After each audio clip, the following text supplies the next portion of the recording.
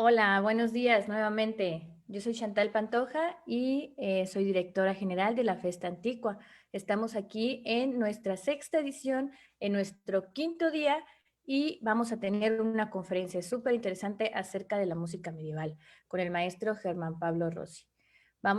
Esta conferencia se llama El Contrafactum como procedimiento histórico de ampliación de repertorios monódicos medievales. El maestro Germán Pablo Rossi nos acompaña desde Buenos Aires, Argentina, y vamos a leer un poquito acerca de su semblanza artística. Realizó estudios en la Facultad de Filosofía y Letras de la Universidad de Buenos Aires, donde egresó con los títulos de licenciado en Artes con orientación en música y profesor de enseñanza media y superior en artes en el año 1999. En el campo de la musicología ha presentado trabajos en congresos y jornadas nacionales e internacionales. Ha publicado capítulos en libros y artículos tanto en revistas científicas locales como extranjeras. En el 2018 ha participado becado por la Fundación Carolina del curso de musicología para la protección y difusión del patrimonio artístico iberoamericano. Durante el 2019 ha realizado una estancia en investigación dentro del proyecto de catalogación de papeles de música del archivo de la Catedral Metropolitana de México, de la UNAM. Entre 2012, 2014 y 2017-18 ha participado del Corso Internazionale de Música Medievale realizado por el Centro Estudio Europeo de Música Medievale Adolfo Broeg en Italia. En 2018 es becado para participar en el curso universitario internacional Música en Compostela en España. Desde el año 2000 ha formado parte de diferentes equipos de investigación en el marco de proyectos con reconocimiento institucional abordando temáticas vinculadas con el revelamiento de fuentes de canto llano, la historia de la recepción y recreación de la música antigua y la performance de la lírica gallego-portuguesa medieval. Actualmente es codirector del proyecto Filo CIT Reis Trovadors, reconstrucción filológica musicológica de la lírica medieval románica con herramientas digitales, creador y director de los ensambles de música medieval o cursus, Laborintus e Improibis, que vinculan la investigación musicológica con la práctica musical abordando repertorios de la península ibérica y de Francia, así como del Trecento italiano. Con ellos, desde el 2003 hasta la actualidad, ha realizado conciertos en Argentina, España, Italia y giras por México. En el ámbito de la docencia, es profesor de Historia de la Música en los conservatorios Astor Piazzolla y Manuel de Falla, y docente regular de Evolución de los Estilos 1 e Introducción al Lenguaje de las Artes Musicales de la carrera de Artes de la Facultad de Filosofía y Letras de la Universidad de Buenos Aires.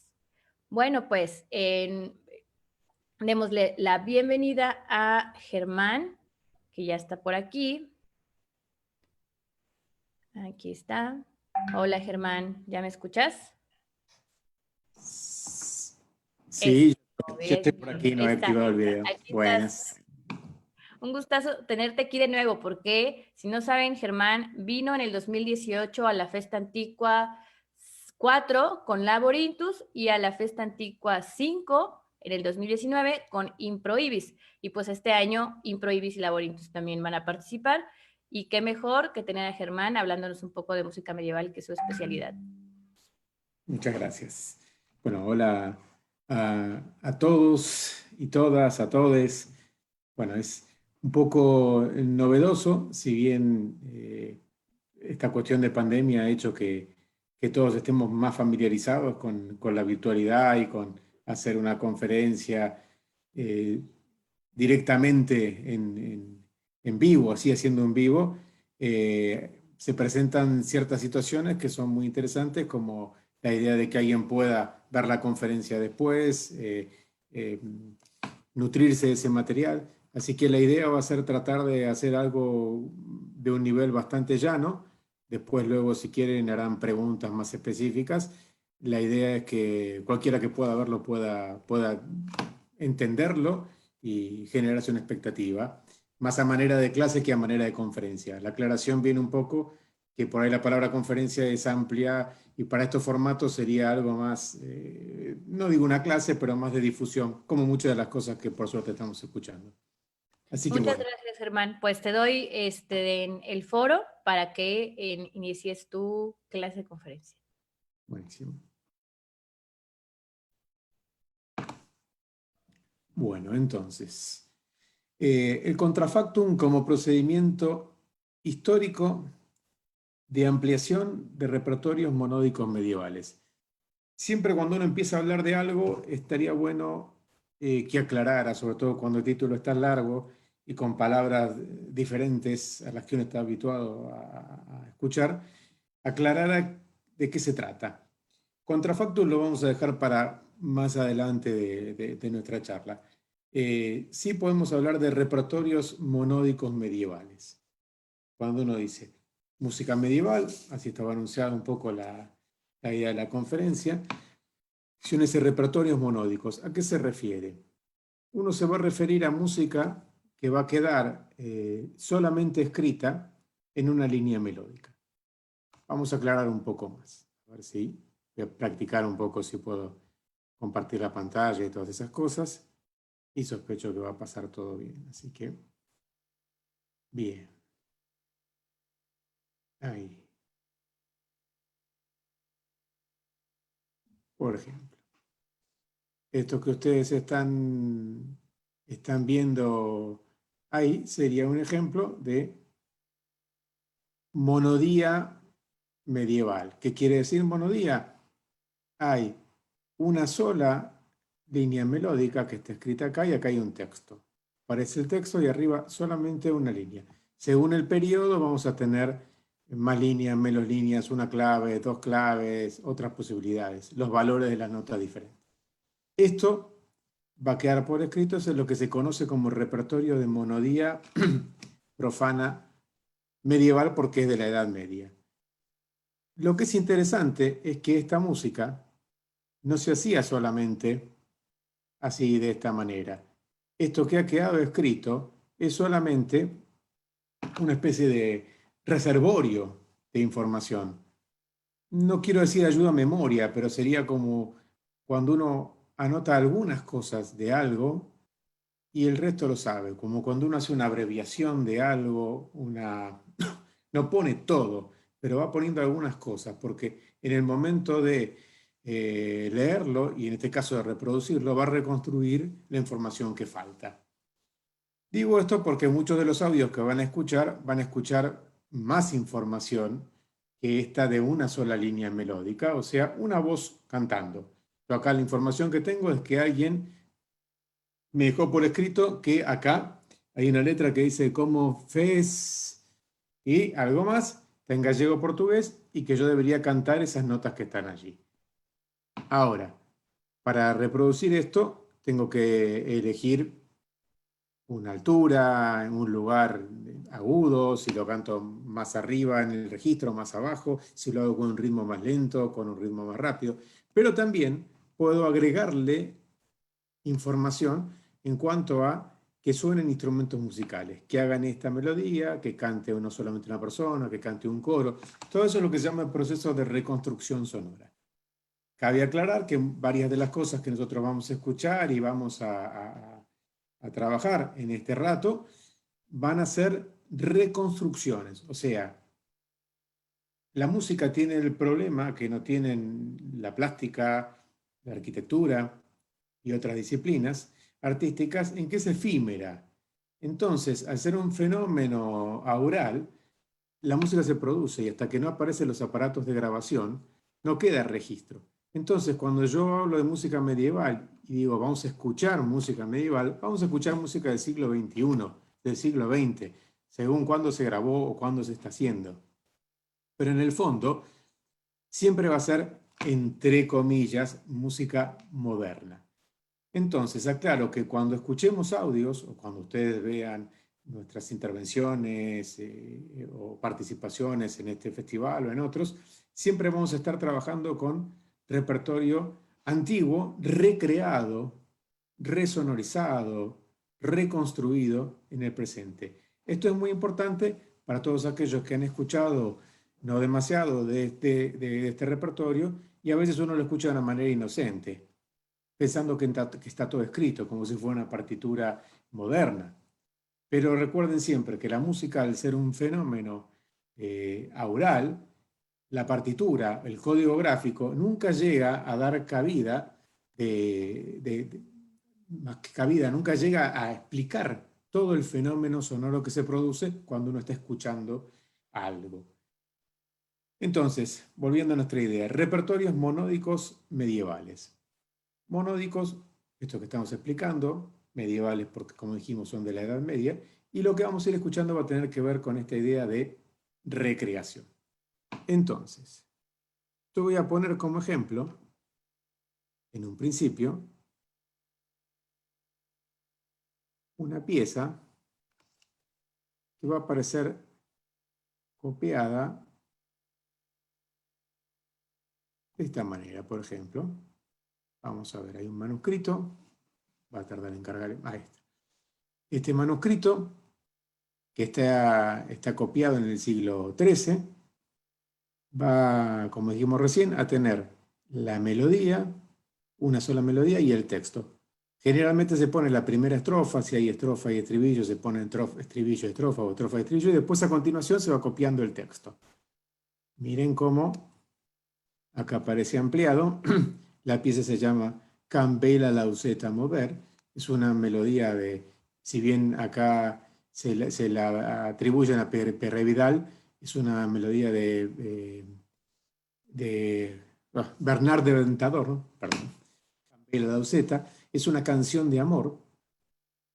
Y dijimos monodía profana. Aclaramos lo musical de monodía. Ahora aclaremos qué es esto, sobre qué trata el repertorio, qué es esto. Es el repertorio que está vinculado con lo que se llama el amor cortés. Es la forma de entender el amor que se da en el siglo, más o menos entre el siglo XI, mediados del siglo XI, siglo XII, siglo XIII, siglo XIV, tal vez hasta buena parte del XV, en el cual se entiende que esa idea que aparece en la literatura y por lo tanto aparece en la poesía y aparece la música dando sonido a esa poesía, en la cual el amor es ese amor idílico entre el caballero y la dama, ese amor que, por más que Hollywood lo ha transformado en una especie de un amor entre alguien que está, la hija del rey que tiene que casarse y un caballero, un guerrero valiente, en general era un amor infiel que se daba en el seno de este sistema cristiano feudal, en el cual había una especie de coqueteo, de juego erótico entre nobles por sobre todo. Ese amor, que a veces se daba en una cuestión física y a veces meramente era una cuestión más literaria, por decirlo de alguna manera, se va a ver reflejado en relatos, novelas, en un montón de cuestiones, pero sobre todo en poesías. Si el caballero, si el trovador, que era aquel que sabía trovar, que sabía encontrar verso y melodía, se enamoraba de una dama, podía encontrar melodía y verso de una canción y hacer una canción que podía ser donde declara su amor, donde habla de su belleza, o podía ser ya donde cuenta cómo ellos han estado relacionándose juntos, cómo salen a caminar, cómo ella le escribe, cómo él le canta, hasta lo máximo que ustedes se puedan pensar de intercambio amoroso. Las canciones van a dar de alguna forma a entender esas relaciones amorosas. En este caso, esta Cambela Lauseta es una canción de amor en la cual el poeta habla de su amada y la compara con una alondra. Dice, cuando veo la Lauseta mover y abrir sus alas al viento, bueno, va comparándolo con la amada. Este fenómeno se va a dar al principio en el sur de Francia y va a ser lo que se llama la lengua de Oc, de provenzal, occitano, tiene diferentes nombres. Lo más prudente tal vez sería llamarla Languedoc, la lengua de Oc. Esa lengua de Oc es pariente lejano del catalán, pero es una lengua que está más cercana. Se sigue hablando hoy en el sur de Francia, con diferentes variantes dialectales y demás, que uno conozca en general del ámbito latino, del latinoamericano, digamos, lo más parecido sería algo al catalán. Este fenómeno del amor cortés, de los trovadores, de la poesía amorosa comienza en el sur de Francia. Después se va a mover hacia el norte como influencia, va a ir también a Alemania y va a ir a la península ibérica. Los que hacen este tipo desarrollan esta actividad musical, poético-musical, son los trovadores, que son aquellos que crean música y melodía. Son poetas y músicos. Y para ellos no hay una separación entre melodía y música. Es como que ellos se crean ya directamente con la música. Perdón. Los que van a difundir esta obra de los trovadores, en muchos casos van a ser juglares, o a veces esos mismos trovadores que van a viajar de corte en corte. En general, un trovador es un noble que se dedica a esta actividad poético-musical y de cortejo en un ámbito feudal, y el juglar es el siervo, el que se está encargando de entretener, cuyo servicio es entretener, y que lo que hace por ahí es difundir estas canciones, difundir danzas, y de alguna manera vivir, de dar un servicio a los nobles, un servicio de entretenimiento.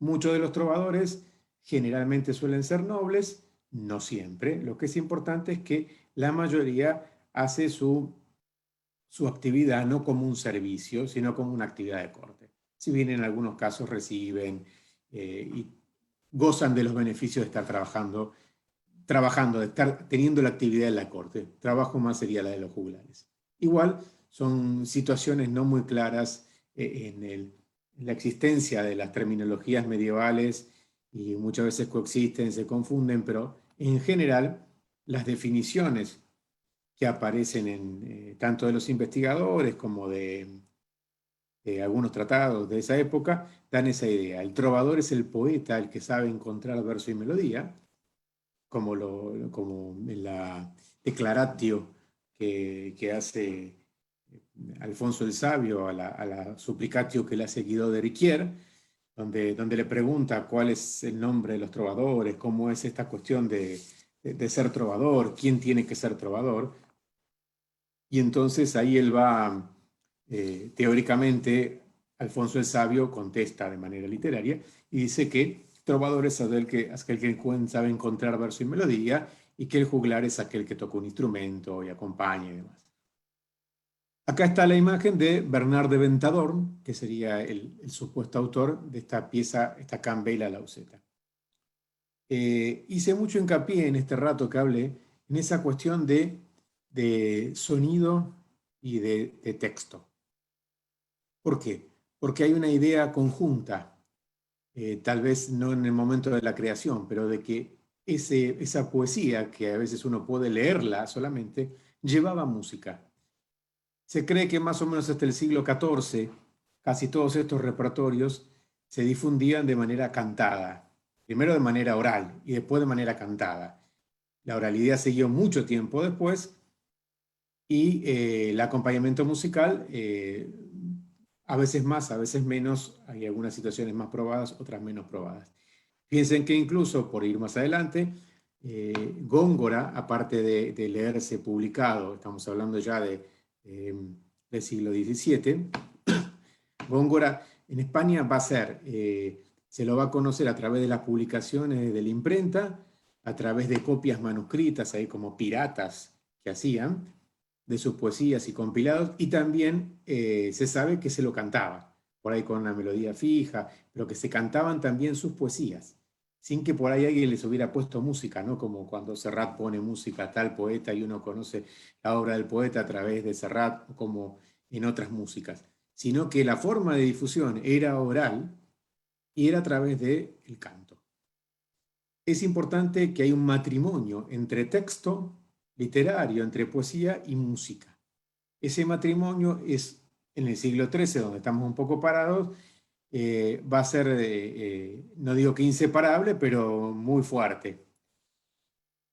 El otro eje también que estamos hablando es el de la oralidad y la escritura. Esto que nosotros vemos por escrito no implica que, que las personas que cantaran o que tocaran esto estuvieran mirando el manuscrito. Si bien vamos a ver otra versión de Campbell Lausetta, por ejemplo, en otro manuscrito. Este es un pergamino, es la piel generalmente es de cordero, la cual es limpiada por un proceso arduo bastante complejo, y después aparecen, se compila, se cose, se corta, se hacen los folios y se dobla y se compila en un manuscrito. Hacer eso es carísimo. Uno el cuero ese de un animal lo puede usar para un montón de situaciones cotidianas de calzado, abrigo, todos los aperos de los caballos y otras cuestiones más, y lo está usando para poner algo por escrito, en un mundo en el cual tal vez el 5% con mucha furia de la gente que vive en la Europa medieval sabe leer y escribir. Y cuanta menos sabe leer y escribir música. No es como hoy día. Entonces, en un mundo de lo que diría Valterón, de oralidad secundaria, en la cual existe la escritura, pero un pequeño grupo apenas la usa, escribir algo es caro y aparte tiene que ver con algún propósito. Entonces, cuando ustedes ven esto, no se imaginen un juglar con un instrumento o un juglar o un trovador cantando, ni creo que yo leyendo esto así como para seguir cada uno de los versos. De hecho, está puesto solamente la música de la primera estrofa y las otras estrofas se van a adaptar a esa música. Aclaro esta idea de lectura y escritura, que es un eje importante de la charla que estoy dando hoy día. Uno, oralidad y escritura. Otro, la idea del texto literario de la poesía y de la música que esa poesía lleva escrita. Vamos a mirar otra fuente que tenga la melodía esa de Campbell Lausetta. Aparece escrita en 3 manuscritos. Para dar un poco de números, estos trovadores del sur de Francia se conocen, quedan lugares donde está copiada esta música de los trovadores. Estos del Languedoc son más o menos 95 cancioneros aproximadamente, o lugares donde aparece testimonio, se llaman, donde aparece escrita esta música. Hay el nombre de 450 trovadores. Poesías escritas de estos trovadores hay como 2500. Y adivinen cuántas tienen música. Solamente 250. Tal vez un poco más. Estoy redondeando un poco los números. Y a veces hay discusiones por el idioma en el cual está escrito, por cómo está escrita y otras situaciones. Pero imagínense que hay como 400 nombres, 2500 poesías y 250 con música. ¿Qué pasó? ¿Las leían las otras? No. No hacía falta escribir la música. Y como era tradición oral y como era oralmente su distribución, este manuscrito o estos otros manuscritos van a ser solamente lugares donde compilar, donde guardar esa información. Bernard de Ventador va a morir en el año 1200 y las 3 fuentes que tienen la música de su obra son posteriores a su muerte. O sea que ni las leyó ni las escribió, a lo sumo se habrán copiado de. Pero tiene que ver con un fenómeno de preservación. Pero en general, lo más común va a ser que la música no se copie. Entonces, por ejemplo, yo voy a trabajar con varias páginas que después de que le interese, pasamos un poco los links que trabajan estas cuestiones, por lo menos de bases de datos donde aparece por lo menos la información para cruzarla o compararla como voy a hacer yo. Acá están el texto de la pieza en Languedoc: Campbell Lausetta movere Joyce Salas contra el Rai. Sigue la letra, tiene varias estrofas, no en todas las fuentes están las estrofas, y acá yo voy a poner para que vean cómo estos son todos los manuscritos donde aparece copiada. La verdad que no los conté, pero podíamos contarlo. 1, 2, 3, 4, 5, 6, 7, 8, 9, 10, 11, 12, 13, 14, 15, 16, 17 manuscritos donde aparece el texto.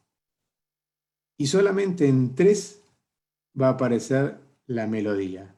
Por ejemplo, creo que yo había abierto uno por acá. Sí, acá hay uno abierto, por ejemplo.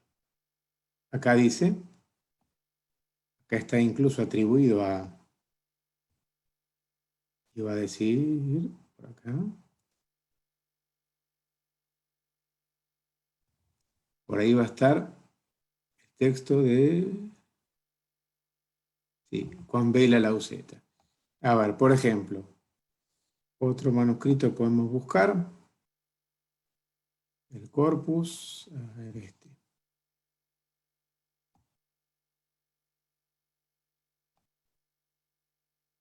Entonces, ahí dice Bernard de Ventadón, que es el autor, y a ver, ¿por dónde va a aparecer? Juan Bale a Lauceta mover. Se ve ahí en chiquitito. No me deja agrandarlo. Ahí se me dejó. Sí. Lo que yo quería que ustedes vieran es cómo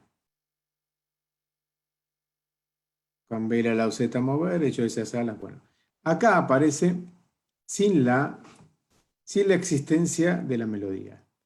De esa cantidad de corpus de piezas que hay, en muy pocas va a aparecer mostrando la melodía, lo cual nos va a dar la pauta de que en muchos casos la melodía era solamente la herramienta de distribución, el vehículo para conservar, distribuir y reproducir esa música.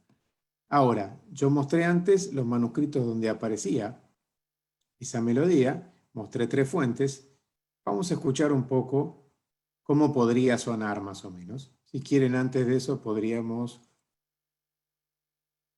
mirar una serie de posibilidades de reconstrucción. Acá van a dar una posibilidad de ponerle ritmo a ese texto. Es discutible si tienen duraciones o no los sonidos. Una cuestión para que le interese mucho, después pregunta y le explicamos. Y acá va a aparecer la transcripción comparada de la melodía para aquellos que puedan conocer sobre eso y los que no. Lo maravilloso, hay una cuarta fuente de la cual ahora vamos a hablar, pero lo que es maravilloso es que en estos 4 manuscritos, que se copiaron en lugares diferentes y en momentos diferentes entre el siglo XIII y XIV, lo maravilloso es que la melodía, fíjense solamente así gráficamente, está prácticamente igual. Las notitas suben y bajan casi de la misma manera. Acá donde hay 3, acá pusieron 4, acá pusieron 4, acá pusieron 2. Si seguimos viendo va a pasar lo mismo, pero es maravilloso como en diferentes lugares prácticamente la melodía se copió de la misma manera. Y no porque se haya copiado de uno a otro generalmente, sino porque la oralidad implicaba una distribución de ese material melódico. Entonces, vamos a darle un poco de sonido para que no sea tan tedioso todo esto. Vamos a escuchar un poquito de algunas versiones para ver esta idea de cómo la reconstrucción de alguna manera plantea diferentes hipótesis para que esto pueda sonar. En vela Lauceta mover, de joyosas alas contra el Rhein, que soblides la jazer, per la dulzur calcor li vai. Ai, tan granzen veamen ve, de qui che io veia jausion, meraviglia sai car de se, le cor de desirer non fu. Fue la primera estrofa. Otra versión de la... Acá le agregan un instrumento.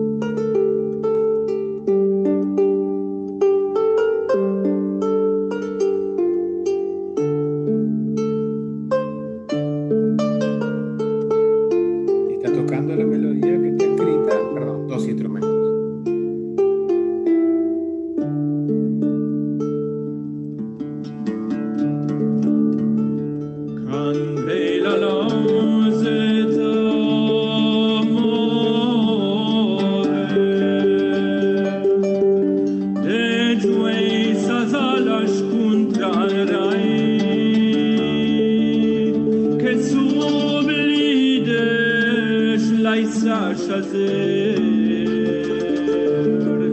per la doçur qu'al cor li vai.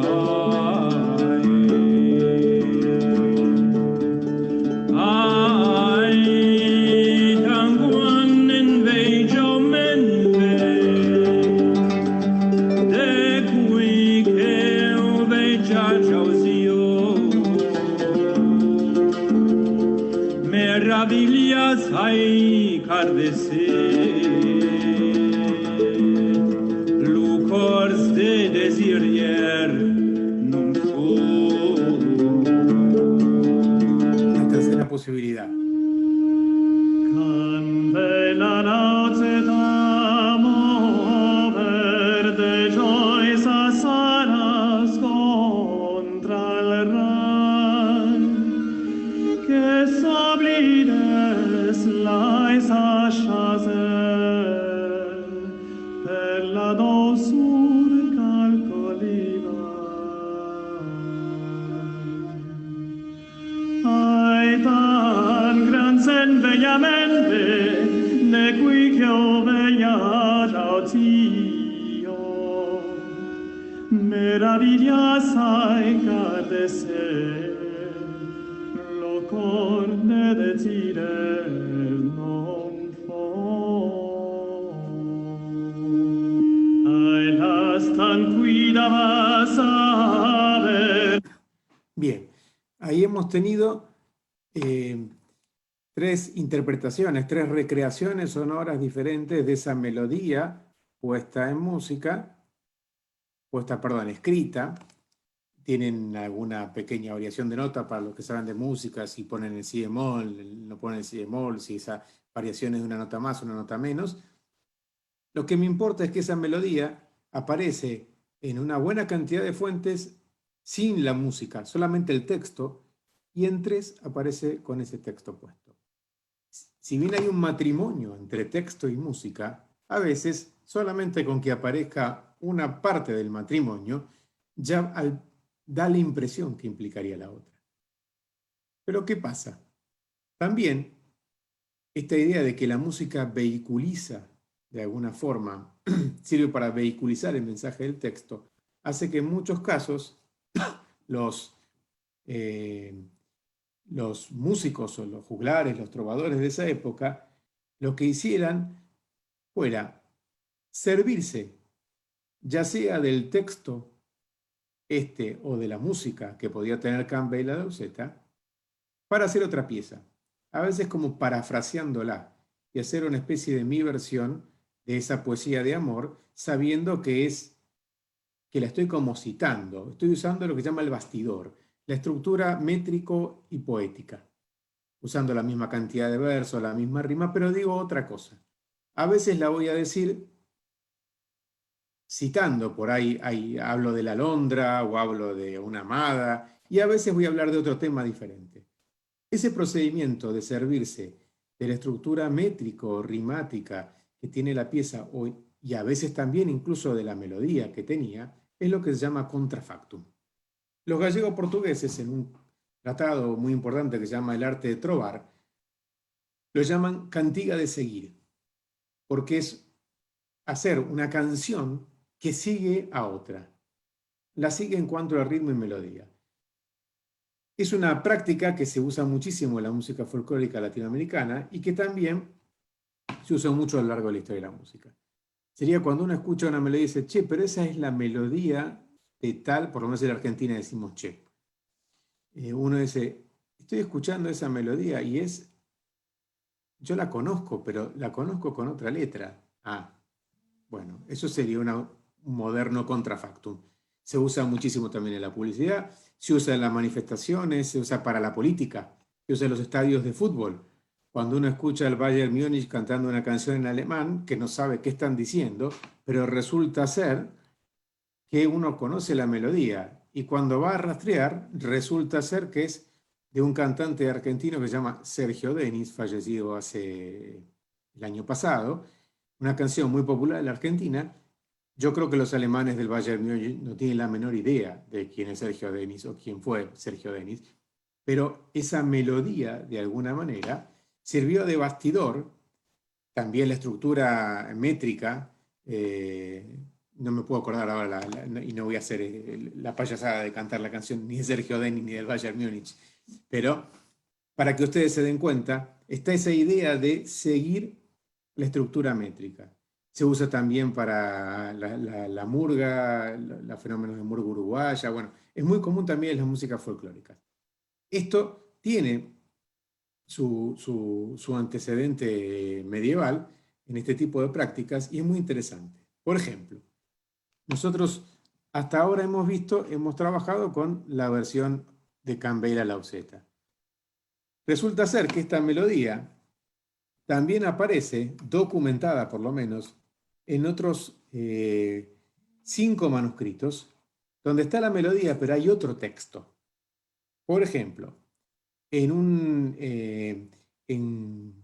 4 de esos manuscritos va a aparecer con texto francés, uno en Languedoc y 3 en francés del norte, el Languedoy. Por ejemplo, yo les voy a mostrar la fuente francesa, y acá van a encontrar que aparece la misma melodía, para aquellos que saben de música y conocen, pero con otro texto. Esto sería un proceso de contrafactum hecho ya en esa época, como si a los gallego-portugueses una cantiga de seguir. Vamos a escuchar cómo va a aparecer esa misma melodía que ustedes escucharon 3 veces, diciendo Cambela Lauseta, pero acá va a decir un texto en francés, que es un texto de amor, pero un texto femenino, en el cual un yo lírico femenino de alguna manera se está lamentándose por una situación amorosa. A ver.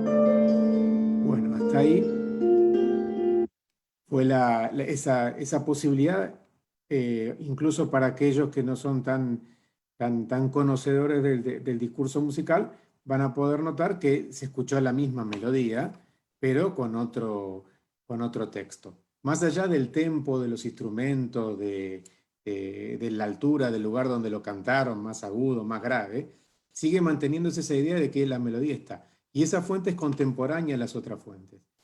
Yo había dicho que, aparte de estas fuentes francesas, hay una fuente latina, incluso en el manuscrito de Egerton, en este caso, donde aparece con un texto latino, ¿sí? Esta idea es muy interesante porque es la misma melodía que aparece para un texto que está en latín y que tiene otro tipo de circulación, incluso con unos clérigos ahí que están casi tomados de la mano, tal vez incluso esto se hacía como una manera de, entre comillas, danza en un ámbito clerical, que es un ámbito diferente al ámbito cortesano, que estamos hablando de los trovadores y demás. Cercano, digámoslo, pero donde hay clérigos, hay una universidad, ahí se habla latín, se estudia, se lee. Alguien puede escribir una canción en latín o dejarla por escrito, cantarla y entenderla. En la corte el latín va a tener otro tipo de utilidades y los trovadores, aclaro para aquellos que son más neófitos en esto, lo hacen solamente en lengua vernácula, la lengua que se habla. Esta pieza en latín también mantiene la idea de ser un contrafactum, de ser un espejo, una copia de este material melódico. Y para que vea la circulación que puede tener esto, vamos a poner un fragmentito apenas de un video de un grupo ruso que hace esto.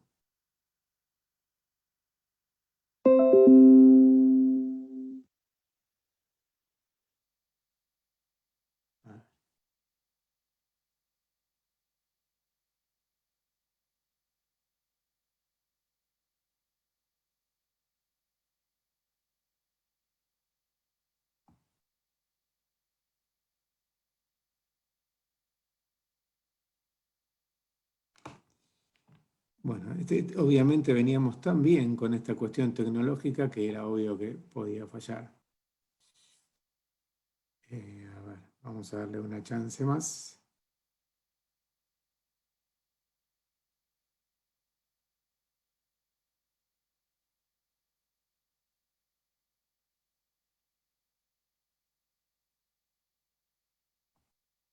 Bueno.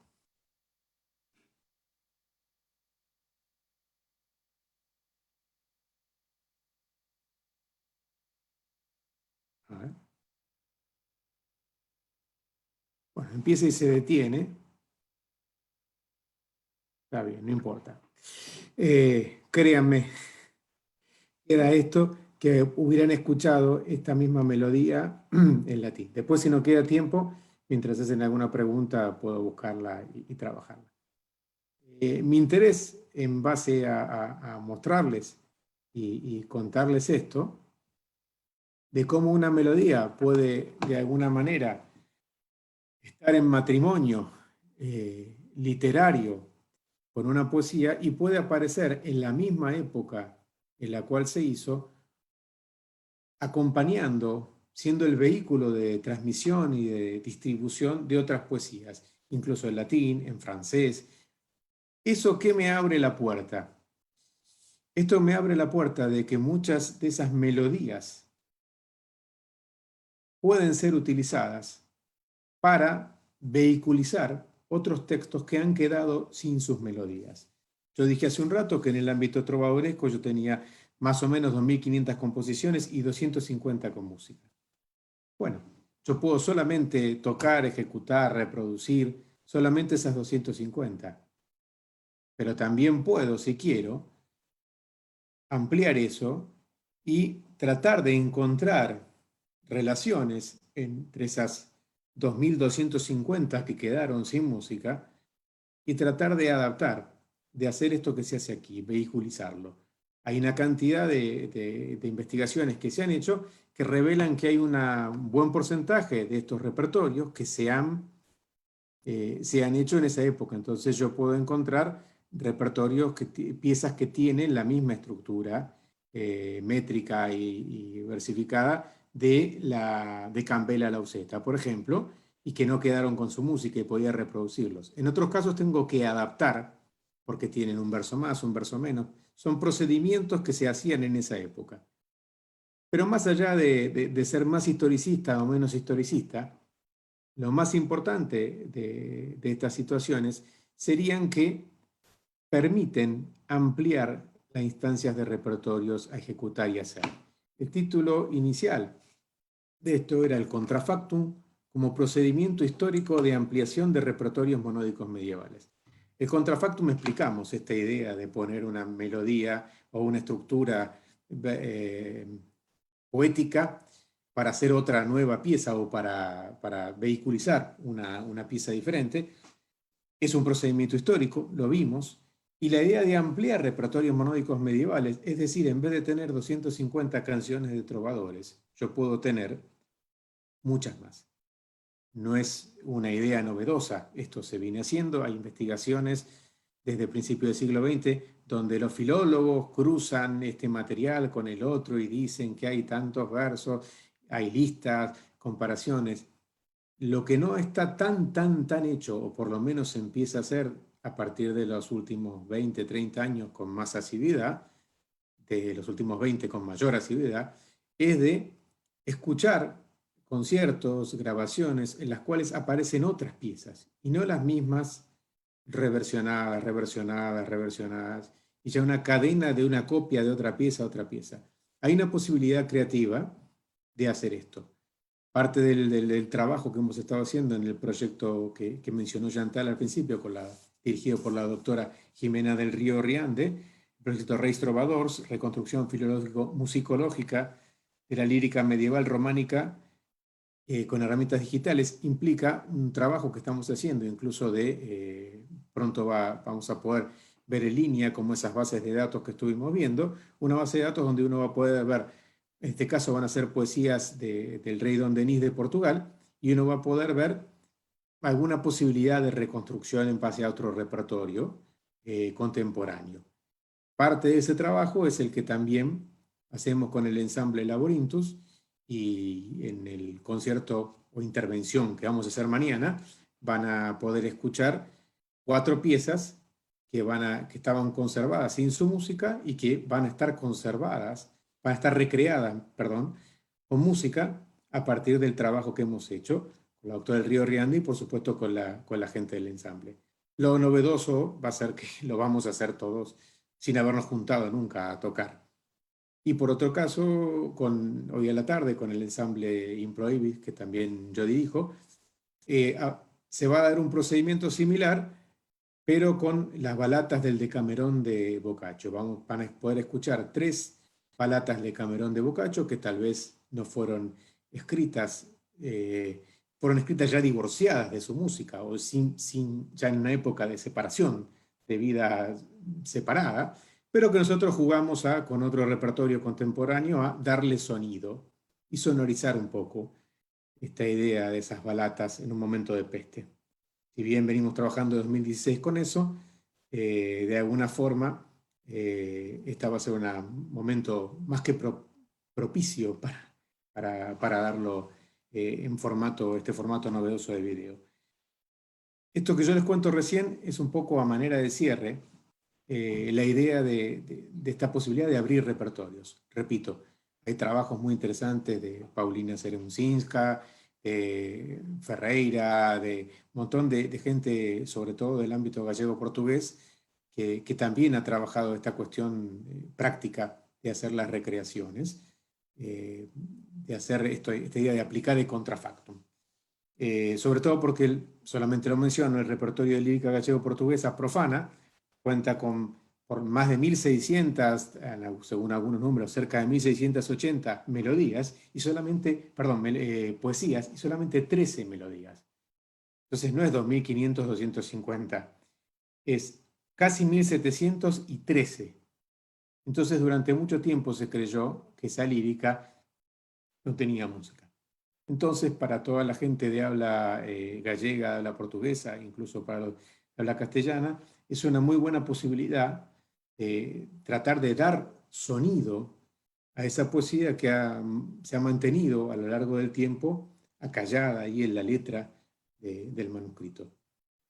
Los invito a que aquellos que hacen música puedan explorar estas posibilidades, más allá de repetir esos repertorios de manera cíclica, y de ser críticos en la creación, en la recreación de esos repertorios y por sobre todo en la búsqueda de otras alternativas. Siempre estamos haciendo música en el siglo XX, pero a veces uno puede jugar con esos procedimientos del pasado para, como dije antes, darle sonido a esa letra que está atrapada en el pergamino.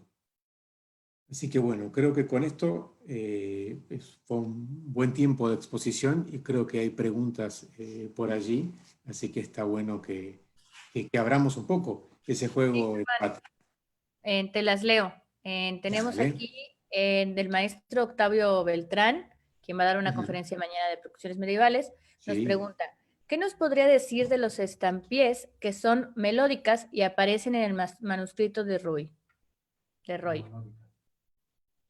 Sí, a ver, las estampillas que aparecen están copiadas, eh, digamos, no es la misma mano que copia, por ejemplo, la Lauseta que yo, uno de la que quedó bastante tiempo puesta ahí era la copia de la Lauseta, la versión de ese manuscrito.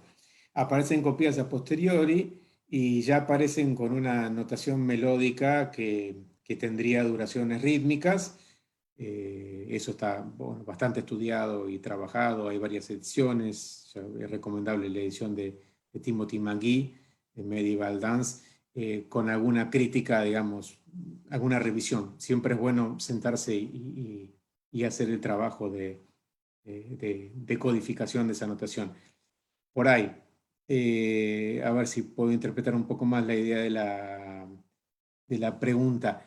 Eh, si yo te dije que, si yo dije que del repertorio trovadoresco había 2500 textos y 250 melodías, de ese periodo de danzas solamente hay esa pequeña cantidad que aparece ahí, que ahora me voy a acordar, la primera estampilla está cortada, bueno, primera, segunda, tercera, cuarta, quinta, sexta, séptima, dos dances y la danza real.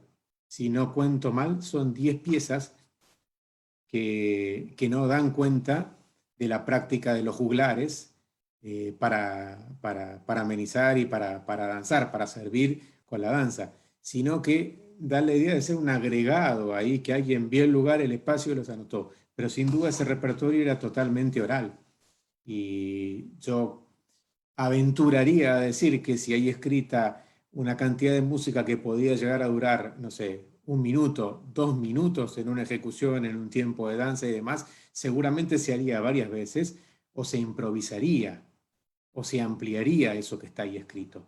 Siempre entiendo que lo que está escrito es una ayuda a memoria en el sentido moderno para nuestra ejecución. Debería ser eso y en el caso de ellos es la captura de un momento musical. Tal vez como decía una profesora muy importante que yo tuve, la doctora Clara Cortázar, como que melódicamente, perdón, las melodías tienen como una vida y cuando se ponen por escrito, sobre todo en la Edad Media, es como que uno sacara la foto de un momento de la vida de esa melodía, de una versión. Y que nada, cuando uno la reconstruye, sin duda, tiene que aportar un montón de elementos a esa cuestión de la danza. Espero haber opinado un poco a lo que amablemente Octavio decía. Mañana seguramente lo estaremos en su conferencia y podremos charlar un poco más. Para esta cuestión que yo decía de si lo aplico un poco la pregunta a lo que yo decía, yo diría que podríamos hacer a manera de esas danzas que están ahí, uno podría hacer más danzas, tomando las melodías preexistentes, o sea, uno debería componer, entre comillas, un repertorio novedoso o improvisar o agregar material al que ya está escrito. Entender eso como un punto de partida. Que ya lo es porque no suena. Y para que suene hay que agregarle tempo, altura, dinámica. No se puede hacer música sin resolver esos problemas sonoros. Muy bien, Germán. Hay otra pregunta de Bárbara Oaxaca que dice, en literatura, ¿el equivalente a los contrafacta sería la poesía a lo divino? A ver, a posteriori de la Edad Media se sigue haciendo este procedimiento. No es que sería el equivalente, sería una forma de hacer contrafactum. Sería cuando uno tiene un material, eh, una, una poesía previa y usa ese bastidor para hacer otra cosa. Eso que yo explicaba de los cantos de la cancha. Y va a ser muy común, me acuerdo que en la catedral del archivo de la Catedral Metropolitana de México, de encontrar libretos, o sea, copias de algunas óperas de la época de Jerusalén. Bueno, eran posteriores, pero óperas barrocas, ahora no me voy a acordar ningún nombre, y que abajo alguien le había escrito un texto religioso, como que hubiera usado esa área, o sobre todo las áreas, que hubiera usado esa área, la música de esa área, para un momento religioso. Eso se usa muchísimo porque se entiende siempre que cuando se está rezando el texto es lo más importante. Entonces la música puede ir de alguna manera vehiculizando esto. Ahora que ella dice eso, me acuerdo de la canción del asno, de Oyentis Partibus, que es una canción, también una pieza medieval, que sigue presente. Incluso lo más fuerte es que la liturgia moderna cristiana aparece, la canción dice, Orientis partibus albindavi tacinus pulcheret fortissimus arginis aptissimus esiras nehes. Y bendigamos al Señor que nos... No me acuerdo cómo sigue, pero hay una canción que se canta hoy día en muchos servicios religiosos cristianos, apostólicos, romanos, que tiene esa melodía. Y las iglesias evangélicas muchísimo hacen esa idea de traer de lo profano, entre comillas, a lo religioso. Sí, son procedimientos que a veces tienen otros nombres. También en Italia se llama ese travestimento musical, o no, perdón, travestimento espiritual, como que una cosa profana se transvierte a algo espiritual, algo religioso, que es más o menos vinculado con lo que la compañera preguntó recién, me da la impresión. Muy bien, Germán, muchas gracias. Pues muchas gracias por tu intervención, estuvo padrísimo. Creo que está muy completa, como decías, ¿no? De manera general, y es importante y nos agradecen en los comentarios que hayamos incluido una conferencia acerca de música medieval, que al parecer es, bueno, no, mañana tenemos otra que de percusiones medievales, nada más son Octavio, dos, por favor. pero creo que que sí es importante, y más que nada, pues a ti que te hemos tenido aquí como conferencista y como artista aquí en Jalapa, y también en Ciudad de México tocaron el año pasado. Entonces, muchas gracias, y pues ahí puedes ver los saludos en el Facebook, mucha gente saludándote. Bueno, muchas gracias. Y pues muchas gracias, Germán. Vamos a cerrar este en vivo, obviamente agradeciendo al maestro. Y ahorita vamos a tener un taller de violín barroco con el maestro Alejandro Correa. Entonces, no nos despedimos, nos vemos ahorita en un ratito. Muchas gracias, Muchas Germán. gracias, Ángela. Nos vemos. Hasta luego. Recuerden, hoy a las 5 de la tarde toca, bueno, está la intervención de Impro Ibis, uno de los grupos en los cuales Germán es director, y vamos a tener va a estar muy interesante. El título me encanta. Las pestes. Nos vemos entonces. Nos vemos. Hasta luego.